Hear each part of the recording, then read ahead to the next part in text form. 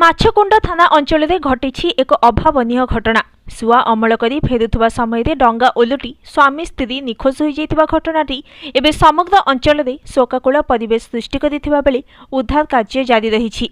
कोरापुट जिला माछकुंड थाना अंतर्गत जबागढ़ कृष्ण और स्त्री प्रतिमा दुहे मिसी जलापुर जलभंडार आर पार्श्वे रहुथुबा चाष जमी को सुआ अमल करने जाइथिले। अमल कर सारिबा परे डंगा साहाय्य सुआ बोझे कर डंगारे निज घर को फेरुवा समय जलभंडार जबागढ़ नदी घाटर मझिरे डंगाटी भारसाम्य हराई ओलटी पड़िथिला।